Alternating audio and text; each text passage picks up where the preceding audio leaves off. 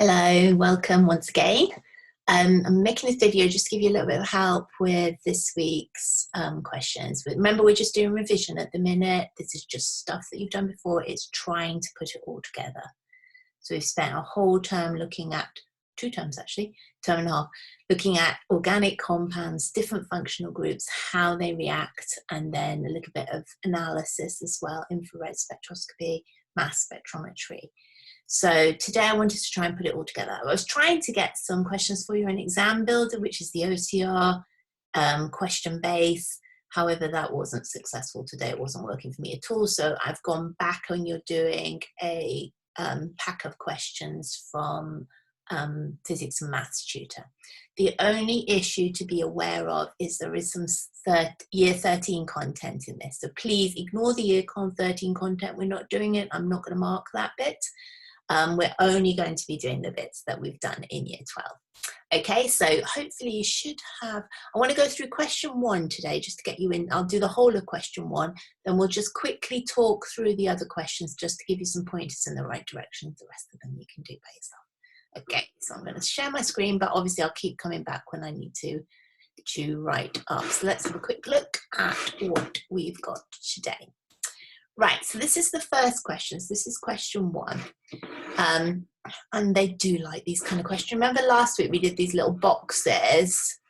Here they are again. Okay, so these are very common and very popular questions for OCR to give you.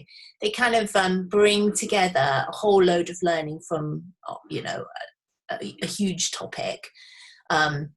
And so obviously we need to be able to put things together. That's the important bit with this one. So it says L, M, N, and P are. Now this is the first clue that we've given. We're told that they are straight chain organic compounds containing carbon, hydrogen, and oxygen only. Okay. We then have a flow chart that shows reactions involving these compounds. We've got a little L there. In a minute, we'll come back to me and I'll show you the page 271 in your book. So we should be able to work out what that one is. So remember, it's got C, H, and O. So we're thinking aldehyde, ketone, carboxylic acid, maybe. Aldehyde, ketone, carboxylic. Alcohol, could be an alcohol. Okay, right. Now this says elimination of water. So if you remember, an elimination reaction or a dehydration reaction removes an OH from one carbon and an H from the adjacent carbon and produces a double bond in the middle of that. So we're already thinking that L is going to be an alcohol and N, once we've got rid of the water, will be an alkene. I'll show you that in a minute in the book. Okay, we've now got an alkene and we're producing a polymer. Well, we're really good at those, okay? Double bond breaks, joins up together in a long great big chain, and it makes the polymer, okay? Then also, going back to here, L is an alcohol, we think. Right, here we go. Here's oxidation, potassium dichromate acidified. We're doing reflux, okay? So remember, reflux produces either a carboxylic acid or it produces a ketone if we have a secondary alcohol. Now, what have we got here? We've got a dicarboxylic acid. So this one here is dicarboxylic acid, so therefore it must be a primary alcohol in L in order to get a carboxylic acid. Now, this dicarboxylic acid is a bit interesting. Remember, carboxylic acid groups can only go on the ends of chains, so a dicarboxylic acid must be a long chain with a carboxylic acid on one end and a different carboxylic, or same carboxylic, different carboxylic. So 2 carboxylic acid groups on either end of your straight chain compound, okay? Right, so that's given us some clues, okay? All right, we're reading through all the information first. Analysis of compound L, which remember we think has got a primary alcohol, okay? Because that's the only way we're going to get a carboxylic acid here. So analysis of the compound L shows the following. Right, so we've got percentage composition. So we're thinking empirical formula calculation. We're going to do that in a minute to try and get the empirical formula. We're told the relative molecular mass. Once we've got the empirical formula, we should be able to work out the molecular formula. and we're given an infrared spectrum below. Have a look at the infrared spectrum. So we've got, look, big, broad peak, trough, absorption here, okay? So broad that what would have been, remember alcohol, you get the double dip, down, up, down, up. With a carboxylic acid, it's so broad, it swallows up the little absorption that you get for the carbon hydrogen. So this is a carboxylic acid. So actually, remember we said that L had to be a primary alcohol? Now we're kind of like thinking, okay, it's got to be a primary alcohol on one end of the chain, and it's got to be a carboxylic acid on the other end of the chain. That's the only way you get a spectrum looking like that. And remember, it's also got this peak here in the middle, which kind of indicates the C double bond O group here, which would indicate carboxylic acid. So we've definitely got carboxylic acid for L, but we also know it has to be a primary alcohol because that's the only way it's going to do any of these reactions. So therefore, L must have a carboxylic acid on one end and a primary alcohol on the other end. To begin to see how tricky these questions can be, you have to put lots and lots of information together, okay? Then, right, okie dokie, so that's information. So I'm going to stop sharing my screen and I'm going to work this through with you. So the first thing we're going to do, in fact, this is what A asks us to do, is calculate empirical and molecular formula of compound L. Okay, so we have got carbon, hydrogen, and oxygen. So we've got 40% for this. We've got 6.67% for that one, and 53.33% for this one. Right, remember empirical formula, calculations. Step 1 is divide by the AR. AR for carbon is 12, AR for hydrogen is 1, and AR for oxygen is 16. So I'm going to get my calculator out here. So you've got 40 divided by 12, which is, so that's 3.333333. Okay, recurring. We're now going to, this one I can do in my head, 6.67. Okay, and then this one, 53.33 divided by 16 is 3.33. 3333. Okay, right. So remember how we do it next? That's step 1 is you divide by the AR. Step 2 is the smallest number. Yeah, so you look at for your smallest number, you go along the row of numbers that we just made, and you find the smallest one. Well, my smallest one is 3.3333. Okay, like this, 3.33. I can actually do all of this in my head, which is rather lovely. So we're going to end up, oops, I don't need an extra 3 there. So we're going to end up with a 1 to 2 to 1 relationship. So my empirical formula for my compound is CH2O. Okay, so that's my first bit of my question, empirical formula. Okay, now we need to work out my molecular formula. So I'm going to just rub out the top bit. Okay, like that. Hopefully you got that all down. Right, now let's do my molecular formula bit. Okay, so we are told that my MR is, so my MR, my molecular mass, my molar mass is 90.0. Right, let's work out my molecular formula for just this bit. So that's 12 plus 2 is 14, plus oxygen is 30. Is that 30? So 12, 13, 14 plus 16 is 30. Okay, how many 30s can I fit into 90? I can fit 3. So it must be C3H, 2 times 3 is 6, O3. Okay, right. Calculate the empirical and molecular formula of compound L. It says show your working. Make sure you show your working. If it says show your working, you're going to get some marks for showing your working. And if you don't show your working, you'll get nothing. Well, you'll get the answer bit right, but it won't be all the marks that you can get. Right, let me just move down in my thing.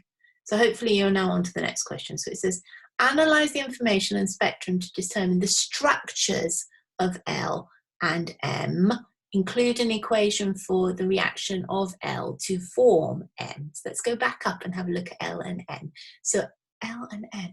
Right, so L is the one that we're doing the reflux on. Okay, now remember, we've already kind of discussed the fact that it's got to be a primary alcohol because it's making a carboxylic acid.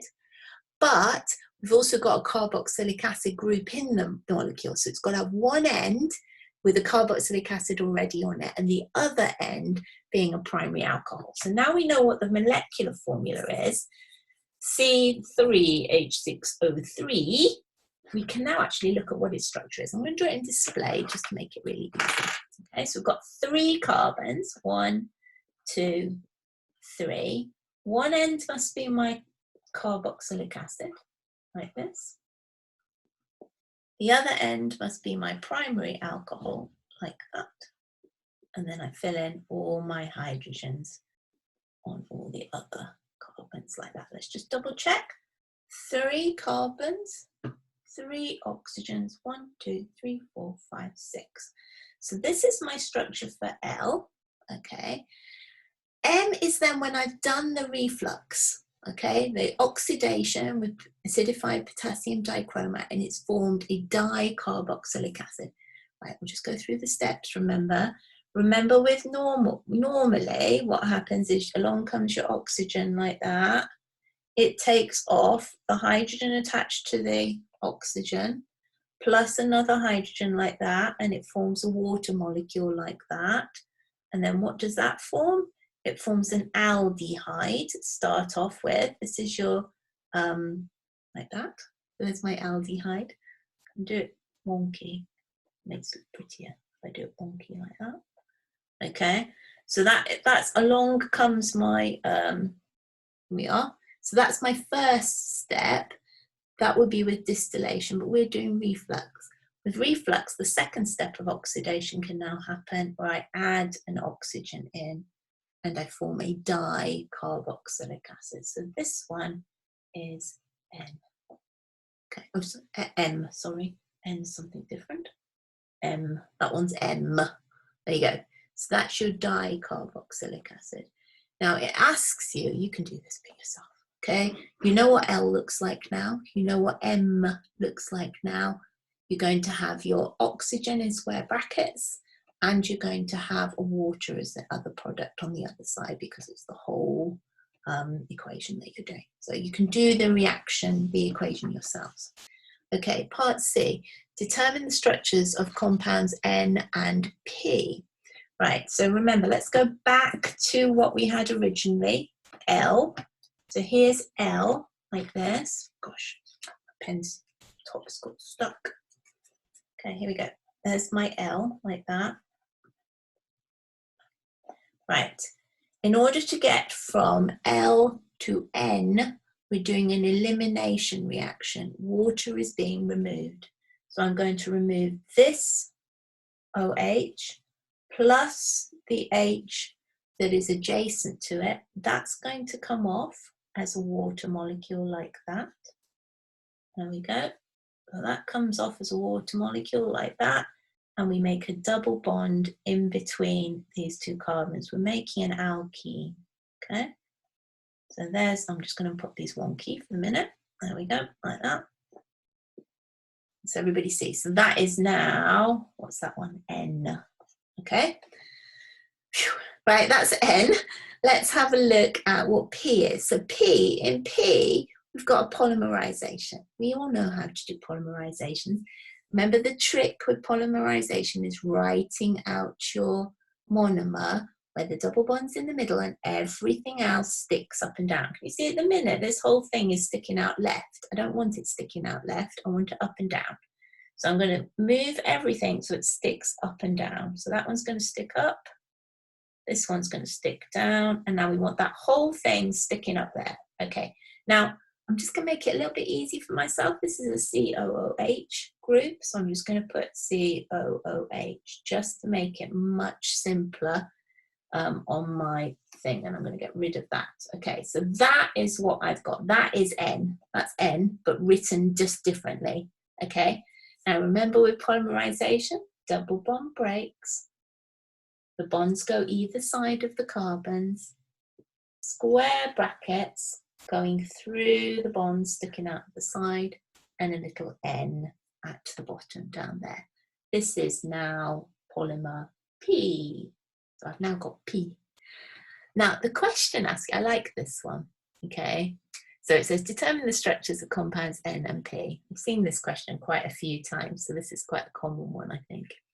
Estimate the number of repeat units in polymer P and write the equation for the formation of P for N. Right, you can do the equation bit yourself, but this estimating the number of repeat units, it's like, can we actually figure out what value of N there is? Remember, N is just a large number. It's however many repeat units that we've got. Is it actually possible for us to actually work that one out? Yes, it is.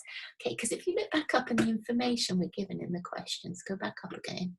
It says the MR of polymer P is approximately 10,000. Okay, now let's work out the MR of my little monomer.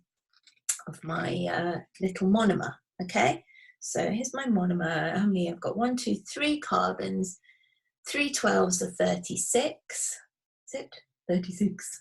Okay, 2 oxygens. So that's another 32. 36 plus 32 is 68. 69, 70, 71, 72. 72? Everybody agree?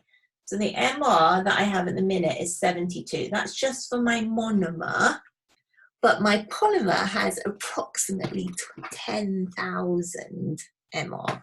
So all we need to do now is use your calculator to see how many lots of 72 we can fit into 10,000. So that's 10,000 divided by 72.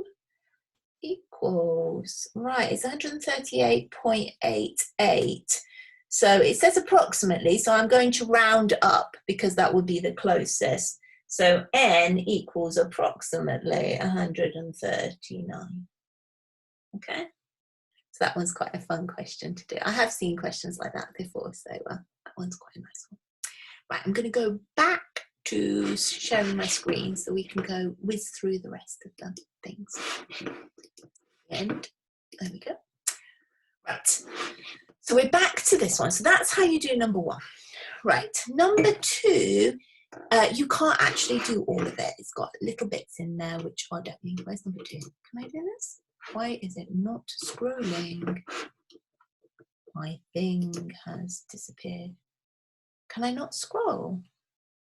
Hang on a minute. Let me just stop sharing for a minute and scroll. Does it not let me scroll when I'm sharing the screen? It's ridiculous. How am I supposed to do that? Okay, here we go. I'm going to do it again. Okay, we've got the right bit on, so I don't need to scroll. Okay, let me just talk you through this one. Okay, you're told you've got a compound. You know it's got carbon, hydrogen, and oxygen in it, but you don't know how many of each. However, so a clue being given, can be oxidized to form a ketone. Okay, you all know this. What can be oxidized to form a ketone under reflux conditions with acidified potassium dichromate? I'm going to pause while you all tell me the answer. Shout it at the screen. Okay, good. I'm hoping you got that right, that it's a secondary alcohol. So what we're looking at here is a secondary alcohol. Okay, let me just talk you through how you're going to do this. I'm not going to do it for you. You can do it for yourself. Okay, so you've been told you've got 0.035 moles and you've been told you've got mass. So we've got moles, we've got mass, got moles, we've got mass. What can we work out? Of course, we can work out a molar mass. Remember, number of moles is mass divided by molar mass. So number of moles is mass divided by molar mass. So molar mass is mass divided by number of moles. Okay. Okay, if I did that wrong, I have to write it down. I'm sorry. I'm one of those people who has to actually draw the triangle each time I do it. Okay, but you can work that one out. So you can work out your molar mass. Once you've worked out your molar mass, you should be able to work out, right, you've got one oxygen because there's no X or Y next to the one oxygen. So you can take away 16 from it, then work out how many carbons you can fit and how many hydrogens there must be in there. And then you know that it will be a secondary alcohol. It's probably going to be something like propan-2, I would imagine, something like that. Anyway, you can work it out yourself. Okay, it then says compound B reacts with a compound D, C3H6O2. Now, the O2 immediately makes you think carboxylic acid. Okay, if you've got an O2 in there, it's more likely to be carboxylic acid than anything else. Okay, now this is the bit you won't know. We've got compound B, which is the secondary alcohol. We've got D, which we think is a carboxylic acid. Here's the confirmation that D is a carboxylic acid because it says in the presence of an acid catalyst to form two compounds, E and F. Now, E and F will be esters. E and F will be esters. Will they? I'm trying to think which way around it will go. Yeah, anyway, this bit you can't do. Alcohol plus carboxylic acid gives an ester. So I want you to ignore E and F. You do not need to identify E and F. You just need to identify B, C. What's C? Doesn't tell me anything about C. That's ridiculous. So you're actually only identifying B and D. So obviously adjust your marks when you're marking those ones for yourself. Okay, let's go on to, why is it letting me scroll now? Okay, here we go. So then it says compound G is a branched organic compound that does not have E and Z isomers. Okay, so again, let's have a think about it. So that would mean that it wouldn't have a double bond with different things on either end of the carbon. It doesn't necessarily mean it wouldn't have a double bond. We'll need to work that one out. Oh, although it does look as if it doesn't have, because I'm looking down at the infrared spectrum at the minute. Okay, so we're probably not looking at an alkene. Okay, next sentence says, elemental analysis of compound G gave the following percentage by composition by mass. Right, so do an empirical formula calculation and get your empirical mass, okay? Empirical formula, sorry. Then it says mass spectrum and infrared spectrum of the compounds G are given below, right? So once you've got your empirical formula, you now look for the furthest right peak, which is here, which is up 81, 2, 3, 4, 5, 6. So 86, that gives me my MR. Once you know what your MR is, you can work out your molecular formula of your compound. Now, if we also look here at my infrared spectrum, can we see we've not got a double dip? We've got a broad peak, broad absorption just here. So that's already indicating to me that it's probably a carboxylic acid. And then I've also got this big peak cutting my spectrum in half here at around 1700.